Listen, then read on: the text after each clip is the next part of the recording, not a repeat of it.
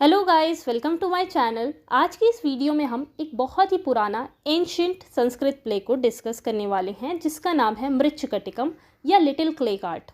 दोस्तों, originally Sanskrit language में इस प्ले को लिखा गया था और इस प्ले का संस्कृत में नाम है मृच्छकटिकम। इस प्ले को शूद्रक ने लिखा था। शूद्रक इस प्ले के राइटर हैं। दोस्तों, 1826 में इस प्ले को होरास हाइमन विल्सन ने इंग्लिश में ट्रांसलेट किया और इसका इंग्लिश टाइटल रखा द टॉय कार्ट। फिर 1905 में आर्थर विलियम राइडर ने भी इस प्ले को इंग्लिश में ट्रांसलेट किया और इसका इंग्लिश टाइटल रखा द लिटिल क्ले कार्ट। और तीसरा ट्रांसलेशन किया था आर्थर साइमन ने 1919 में और इसका नाम रखा द टॉय कार्ट। तो दोस्तों, इस संस्कृत प्ले को 3 बार इंग्लिश में ट्रांसलेट किया गया। ऐसा कहा जाता है कि इस प्ले को लगभग 5 सेंचुरी BC में लिखा गया होगा, लेकिन एग्जैक्ट डेट किसी को भी नहीं पता है। इस प्ले की सेटिंग उज्जैनी सिटी में रखी गई है। सेटिंग यानी कि वो जगह, वो लोकेशन जो कहानी या प्ले में दिखाई गई है। और दोस्तों, उज्जैनी का राजा है पालका, जो कि एक बहुत ही बेकार राजा है जिससे जनता बहुत परेशान है। ये पूरा प्ले एक लव स्टोरी पर बेस्ड है। किस किस की लव स्टोरी को दिखाया गया है वो हम आगे डिस्कस करेंगे। ये प्ले 10 एक्ट्स में बटा हुआ है। 10 एक्ट्स के ये सारे टाइटल हैं। एक्ट फर्स्ट का नाम है the gems are left behind. Act second का नाम है द शैम्पुअर हु गैम्बल्ड। और बाकी सारे एक्ट्स के नाम आपके स्क्रीन पर हैं। दोस्तों, ये प्ले एक प्रोलॉग से शुरू होता है। प्रोलॉग यानी कि एक ऐसी स्पीच जिसमें कहानी का इंट्रोडक्शन दिया जाए कि आगे स्टोरी में क्या होने वाला है। तो इस प्ले के स्टार्टिंग में स्पीच दी जाती है कि ये प्ले एक बहुत ही जाने माने राजा शूद्रक ने लिखा है। शूद्रक ने अश्वमेध सेक्रीफाइस भी किया है। अश्वमेध सेक्रीफाइस यानी कि घोड़े की बलि। तो अश्वमेध सेक्रीफाइस वो ही लोग करते थे जो बहुत ज़्यादा सुपीरियर होते थे। प्रोलॉग में हमें ये भी बताया गया है कि शूद्रक को ऋग्वेद, सामवेद, मैथमेटिक्स और कामशास्त्र की भी नॉलेज है। ये इस प्ले का प्रोलॉग था।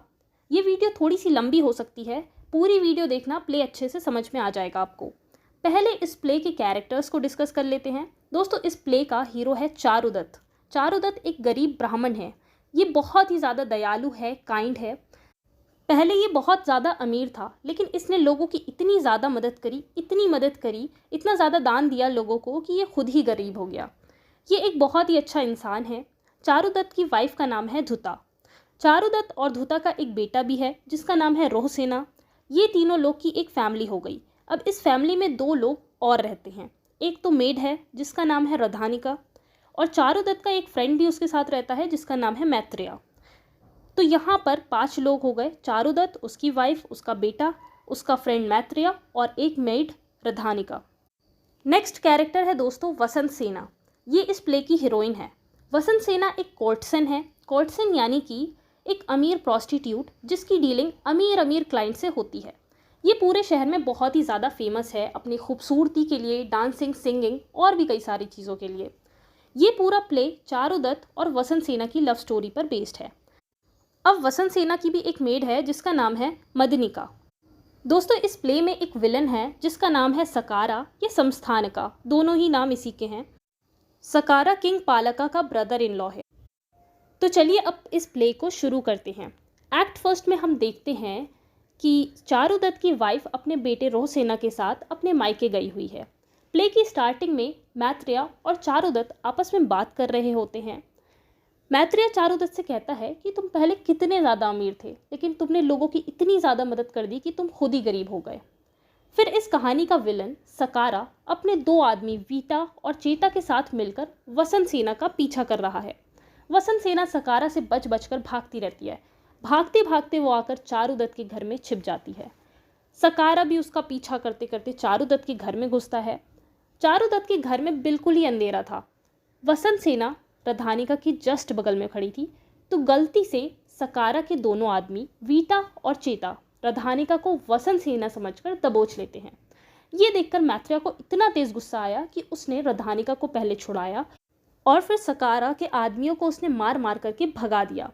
फिर मैत्रेय रधानिका को उसके घर छोड़ने के लिए चला गया। तो अब घर में सिर्फ 2 लोग हैं, चारुदत्त और वसंत सेना। जब चारुदत्त ने वसंत सेना को अपने घर में देखा तो वो बड़ा ही शॉक्ड हो गया और सोचा, ये मोहतरमा कौन है, ये मेरे घर में क्या कर रही हैं। तभी वसंत सेना अपना इंट्रोडक्शन देती है कि मैं एक कॉटसन हूँ। मैंने सकारा का प्रपोजल रिजेक्ट कर दिया, लेकिन फिर भी वो मेरा पीछा नहीं छोड़ रहा है।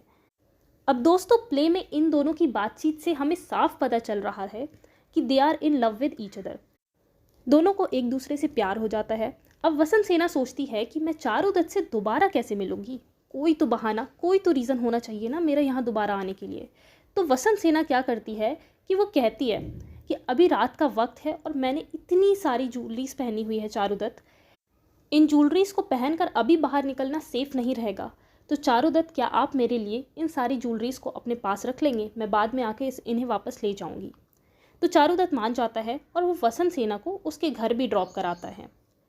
अब एक्ट सेकंड शुरू होता है, द शैम्पुअर हु गैम्बल्ड। अब अगले भी दिन वसंत सेना चारुदत्त के ख्यालों में खोई रहती है। वसंत सेना के बिहेवियर को देखकर उसकी मेड मदनिका समझ जाती है और वो पूछती है, मालकिन किसके ख्यालों में डूबी हैं, लगता है आपको किसी से प्यार हो गया है। वसंत सेना कहती है कि हाँ, मुझे प्यार हो गया है चारुदत्त से। अब कुछ गैम्बलर्स जुआ खेल रहे होते हैं। अब उन्हीं गैम्बलर्स में से एक बंदा बुरी तरह से हार जाता है, वो अपना सब कुछ हार जाता है। उस हारे हुए गैम्बलर का नाम था संवहाका। तो संवहाका को दूसरे वाले गैम्बलर्स जो जीते थे वो अपना गुलाम बनाने लगते हैं। तो संवहाका भागना शुरू कर देता है। वो भागते भागते वसंत सेना के पास पहुंच जाता है और उसके घर में छिप जाता है। अब ये संवहाका वसंत सेना को अपने बारे में बताता है और साथ ही चारुदत्त के बारे में भी काफ़ी कुछ बोलता है। संवहाका खूब जम के चारुदत्त की तारीफ़ें करता है वसंत सेना के सामने। चारुदत्त की तारीफ सुनकर वसंत सेना बहुत खुश हो जाती है और वो संवहाका को उन गैम्बलर से बचा लेती है। संवहाका कहता है, मैं अब से गैम्बलिंग नहीं करूँगा और मैं एक बुद्धिस्ट मॉन्क बन जाऊँगा। तो ये गैम्बलर संवहाका बुद्धिस्ट मॉन्क बन जाता है। अब चलते हैं एक्ट थर्ड पर, the hole in the wall. दोस्तों, चारुदत्त के पास वसंत सेना की ज्वेलरी रखी हुई है। जब चारुदत्त रात में सो रहा होता है, सब लोग सो रहे होते हैं, तो सर्विलाका नाम का एक चोर दीवार में होल कर कर चारुदत्त के घर में घुस जाता है और वसंत सेना की सारी ज्वेलरीज चुरा कर ले जाता है। और जब चारुदत्त को ये बात पता चलती है कि उसके घर से वसंत सेना की सारी ज्वेलरीज चोरी हो गई हैं, तो वो बहुत ज़्यादा परेशान और उदास हो जाता है। चारुदत्त बहुत ज़्यादा परेशान होता है। तो इस पर उसकी वाइफ धुता अपना एक लौता नेकलेस निकाल कर चारुदत्त को दे देती है और कहती है कि आप वसंत सेना को उसकी ज्वेलरीज के बदले ये नेकलेस दे देना। और वो चारुदत्त से कहती है, अब तो आपकी लाइफ में दूसरी औरत आ चुकी है, तो मैं अपने पेरेंट्स के घर जा रही हूँ। इतना कहकर वो अपने बेटे को लेकर अपने पेरेंट्स के घर चली जाती है। अब दोस्तों, एक इम्पॉर्टेंट बात, जो चोर था ना सर्विलाका, वो एक ब्राह्मण है और ये सर्विलाका वसंत सेना की सर्वेंट मदनिका से प्यार करता है और इसने ये चोरी मदनिका के लिए ही की है। मदनिका को गुलामी से फ्री करवाने के लिए इसने ये चोरी करी है।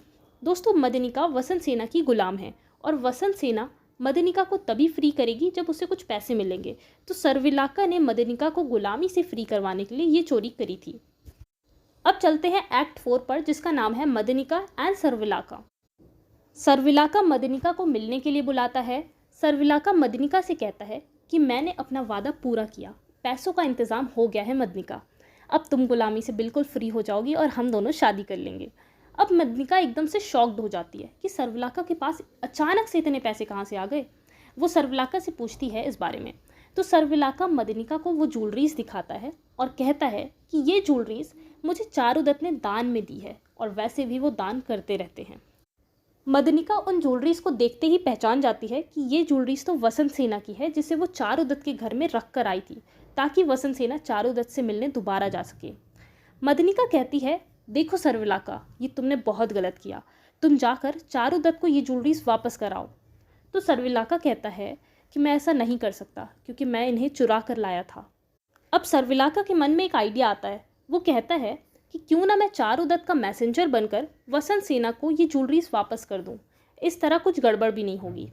इतने में वसंत सेना वहाँ आ जाती है और सर्विलाका वसंत सेना को वो ज्वेलरीज दे देता है और कहता है कि ये ज्वेलरीज चारुदत्त ने भिजवाई हैं। वसंत सेना खुश हो जाती है और वो कहती है कि मुझे अच्छा लगा, मैं बहुत खुश हूँ और इसी खुशी में मैं अपनी मेड मदनिका को अपनी सारी ज्वेलरीज गिफ्ट करना चाहती हूँ। और वो मदनिका को फ्री भी कर देती है। अब मदनिका और सर्विलाका बहुत ज़्यादा खुश हो जाते हैं। दोनों खुशी खुशी शादी करने के लिए चले जाते हैं। लेकिन रास्ते में इन दोनों को आर्यका का एक आदमी मिल जाता है। दोस्तों, आर्यका वो आदमी है जो आगे राजा पालका को मारकर राजा बनेगा। तो आर्यका का आदमी सर्विलाका से कहता है कि तुम जानते हो कि आर्यका को पालका के सोल्जर्स ने जेल में बंद कर रखा है, लेकिन सर्विलाका तुम मेरी मदद कर सकते हो आर्यका को छुड़ाने में। तुम्हें इस शहर का चप्पा चप्पा पता है सर्विलाका, तो प्लीज़ तुम आर्यका को जेल से छुड़ाने में मेरी मदद करो। सर्विलाका मान जाता है और वो मदनिका से कहता है कि तुम वसंत सेना के घर चली जाओ, मैं आर्यका को छुड़ाकर तुम्हें लेने आऊँगा। अभी मैं जा रहा हूँ आर्यका को छुड़ाने। अब आगे चारुदत्त मैत्रेय से कहता है कि तुम जाओ और वसंत सेना को ये धुता का नेकलेस दे दो, और वसंत सेना से कहना कि चारुदत्त आपकी ज्वेलरीज गैम्बलिंग में हार गए थे। मैत्रेय जाकर वसंत सेना को वो नेकलेस दे देता है और उसको सारी बातें बताता है, और ये भी बताता है कि ये नेकलेस चारुदत्त की वाइफ धुता का है। धुता गुस्से में अपना ये नेकलेस चारुदत्त को देकर अपने मायके चली गई। अब वसंत सेना मैत्रेय से कहती है कि चारुदत्त से कहना कि मैं शाम को उनसे मिलने उनके घर आऊँगी। अब आता है एक्ट 5 द स्टॉर्म। बहुत तेज़ बारिश हो रही है, आंधी तूफान वाली। चारुदत्त सोच रहा होता है कि अब वसंत सेना तो मुझसे मिलने आएगी नहीं, लेकिन फिर भी वसंत सेना आ जाती है और वो पूरी तरह से भीगी होती है। वो चारुदत्त को बताती है कि सर्विलाका आपके घर से मेरी ज्वेलरीज को चुरा कर ले गया था और उसने मुझे वो ज्वेलरीज वापस कर दी हैं। अब आगे सर्विलाका आर्यका को जेल से निकाल लेता है, लेकिन सर्विलाका और आर्यका के पीछे सोल्जर्स पड़े होते हैं। सोल्जर से बचते बचते ये दोनों अलग अलग हो जाते हैं। आर्यका उज्जैनी सिटी पहुंच जाता है, लेकिन अभी भी उसके पीछे सोल्जर्स पड़े हैं। अब आता है act 6 swapping of the bullock carts. Shakara Vasantasena के घर गया है और वो वसंत सेना की मदर से कहता है कि वसंत सेना ने मेरे प्रपोजल को ठुकरा दिया है और वो मेरा मजाक भी उड़ाती रहती है। तो इस पर वसंत सेना की मदर कहती है कि कल सुबह आप अपनी कार्ट हमारे घर पे भेज दीजिएगा और पुष्प करंदा गार्डन में वसंत सेना का वेट करिएगा। मैं किसी तरह वसंत सेना को समझा बुझा करके उसे भेज दूंगी और उस टाइम गार्डन में कोई नहीं होगा, सिर्फ वसंत सेना और आप होंगे। सकारा भी ये बात मान जाता है। अब अगले दिन चारुदत्त सुबह सुबह वसंत सेना के पास जाता है और उससे कहता है कि आज वसंत उत्सव है, आप मुझसे मिलने पुष्प करंदा गार्डन आइएगा। गार्डन में आज कोई भी नहीं होगा क्योंकि आज सब उज्जैनी सिटी में उत्सव मना रहे होंगे, तो हम दोनों आराम से गार्डन में घूम सकेंगे। मैं आपके घर पर एक कार्ट भेजूंगा, आप उसमें बैठकर गार्डन आ जाइएगा। नेक्स्ट सीन में वसंत सेना चारुदत्त के घर में अकेले खड़ी होती है। तभी अचानक से धुता अपने बेटे रोह सेना के साथ आ जाती है। धुता वसंत सेना से कहती है कि मुझे पता था कि तुम मेरे एब्सेंस में ज़रूर आओगी। वसंत सेना धुता से कहती है, क्या तुम्हें मुझसे जलन हो रही है? धुता कहती है, तुम मुझसे उम्र में बहुत छोटी हो, आखिर मुझे तुमसे जलन क्यों होगी? फिर वसंत सेना धुता को उसका नेकलेस वापस कर देती है। अब इतने में रोह सेना बहुत ज़ोर ज़ोर से रोने लगता है। वसंत सेना पूछती है, बेटा तुम क्यों रो रहे हो? तो मेड रधानिका बताती है कि इसके सारे दोस्तों के पास गोल्ड का बना हुआ कार्ट है, लेकिन रोह सेना के पास मिट्टी का कार्ट है। इसीलिए सारे दोस्त रोह सेना को गरीब समझते हैं और कोई भी रोह सेना के साथ नहीं खेल रहा। तो इस पर वसंत सेना बहुत ज़्यादा इमोशनल हो जाती है और वो अपनी गोल्ड की ज्वेलरीज को उतार कर रोह सेना के मिट्टी के कार्ट को अपनी ज्वेलरी से डेकोरेट कर देती है और कहती है, जाओ बेटा, अब तुम्हारे साथ सब खेलेंगे। और यहीं से इस प्ले का नाम रखा गया है द लिटिल क्ले कार्ट, छोटा सा मिट्टी का कार्ट जो रोह सेना के पास था। अब आगे ये प्ले थोड़ा सा कंफ्यूजिंग है, ध्यान से समझिएगा। प्ले में 2 कार्ट्स आनी थी, एक चारुदत्त वसंत सेना को लाने के लिए भेजने वाला था और दूसरी कार्ट सकारा वसंत सेना को लाने के लिए भेजने वाला था, और दोनों कार्ट्स को जाना था पुष्प करंदा गार्डन। वसंत सेना चारुदत्त के घर में खड़ी है। चारुदत्त ने अपने घर में एक कार्ट भेजी है वसंत सेना के लिए और चारुदत्त पुष्प करंदा गार्डन में वसंत सेना का वेट कर रहा है। चारुदत्त की भेजी हुई कार्ट चारुदत्त के घर के सामने खड़ी होती है, लेकिन होता यह है कि उस कार्ट की बैल को बच्चे परेशान करने लगते हैं, इसीलिए वो बैल आगे बढ़ जाती है कार्ट को लेकर। अब वो कार्ट थोड़ी सी आगे बढ़ चुकी है और वहीं पर दोस्तों आर्यका छुपा बैठा है सोल्जर से बचने के लिए, तो वो इस कार्ट में आकर बैठ जाता है जल्दी से। इस कार्ट को वृद्धमानिका नाम का ड्राइवर चला रहा था, तो वृद्धमानिका को लगता है कि कार्ट में वसंत सेना बैठ गई है, जबकि आर्यका बैठा होता है। तो वृद्धमानिका बिना चेक करे कार्ट को पुष्पकरंदा गार्डन ले जाता है। अब आता है एक्ट 7, आर्यकाज एस्केप। चारुदत्त गार्डन में वसंत सेना का वेट कर रहा है। जब वहां पर कार्ट पहुंची तो चारुदत्त आर्यका को देखकर शॉक्ड हो गया, लेकिन चारुदत्त को पता था कि आर्यका एक अच्छा इंसान है और वो अच्छाई के लिए लड़ रहा है। इसीलिए चारुदत्त आर्यका की हेल्प करता है और उसे कार्ट में बैठकर आगे जाने देता है। फिर चारुदत्त सोचता है कि वसंत सेना तो आई ही नहीं, तो चारुदत्त भी उस गार्डन से चला जाता है। अब सारा ट्विस्ट आगे है दोस्तों। सकारा ने भी वसंत सेना के घर में अपनी कार्ट भेजी थी वसंत सेना को लाने के लिए, लेकिन उसके घर जाकर पता चलता है कि वसंत सेना कल रात से घर आई ही नहीं है। तो वो कार्ट आगे बढ़ जाती है और चारुदत्त के घर के पास से निकल रही होती है। तभी वहाँ पर बहुत ज़्यादा भीड़ होती है, तो वो कार्ट चारुदत्त के घर के पास ही रुक जाती है। अब ये कार्ट जस्ट उसी जगह रुकी थी जहाँ पर थोड़ी देर पहले चारुदत्त की भेजी हुई कार्ट खड़ी थी।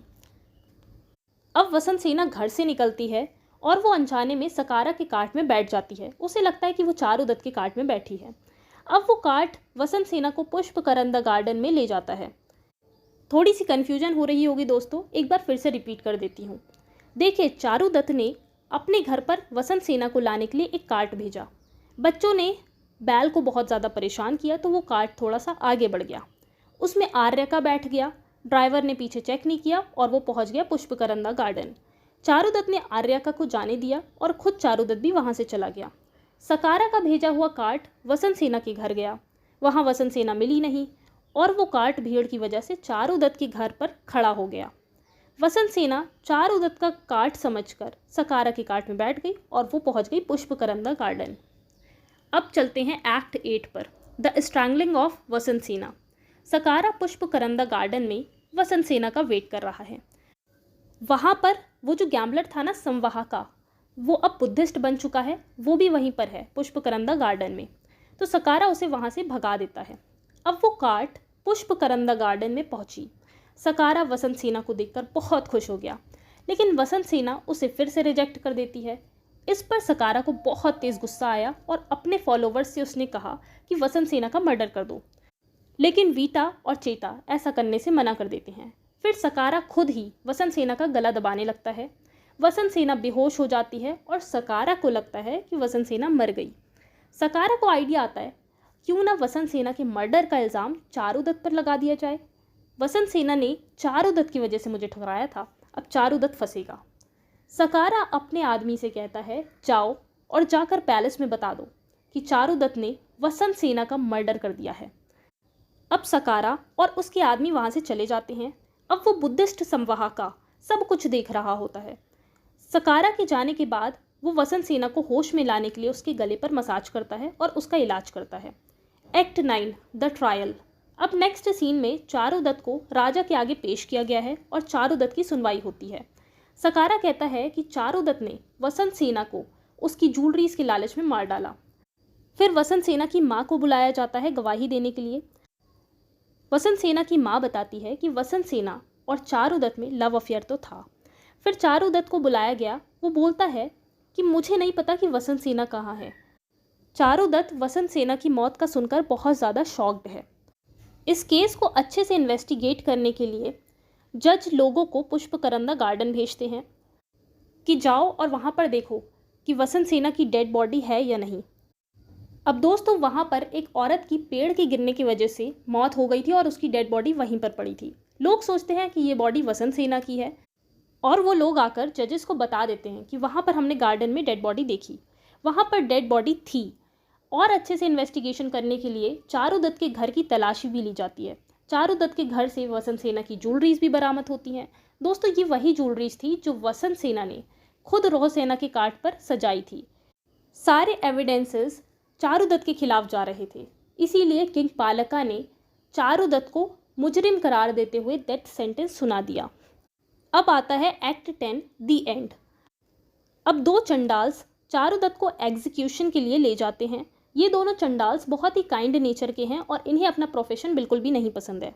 अब जहाँ पर चारुदत्त को मौत की सज़ा दी जानी थी, वहाँ पर मैत्रेय रोह सेना को भी लेकर आता है ताकि चारुदत्त अपने बेटे से मिल सके। चारुदत्त की मौत की सज़ा की खबर सुनकर धुता सुसाइड करने जा रही होती है, लेकिन तभी वसंत सेना संवाहका के साथ पहुंचकर धुता को सुसाइड करने से रोक लेती है। अब चारुदत्त को मौत की सज़ा देने के लिए दोनों चंडाल कतराते हैं। दोनों एक दूसरे से कहते हैं कि तुम मारो तुम मारो। इस चक्कर में चारुदत्त का एग्जीक्यूशन डिले हो जाता है। तभी वहाँ पर तीनों लोग पहुँचते हैं, वसंत सेना, संवाहका और धुता। वसंत सेना वहाँ पहुँचकर सारी सच्चाई बता देती है। संवाहका भी गवाही देता है। दोस्तों फिर वहाँ पर सर्विलाका पहुँचता है और वो बताता है कि आर्यका किंग पालका को मारकर गद्दी पर बैठ गई हैं। अब से हमारे राजा आर्यका हैं और किंग आर्यका ने चारुदत्त को इनोसेंट डिक्लेयर कर दिया है और साथ ही उसे कुसावटी किंगडम गिफ्ट किया है। फिर वसंत सेना और चारुदत्त की शादी हो जाती है। वसंत सेना, चारुदत्त, धुता और रोहसेना खुशी खुशी रहते हैं और चारुदत्त सकारा को भी माफ़ कर देता है। तो कैसा लगा प्ले कमेंट सेक्शन में ज़रूर बताइएगा। And don't forget to like, subscribe and share. Thanks for watching.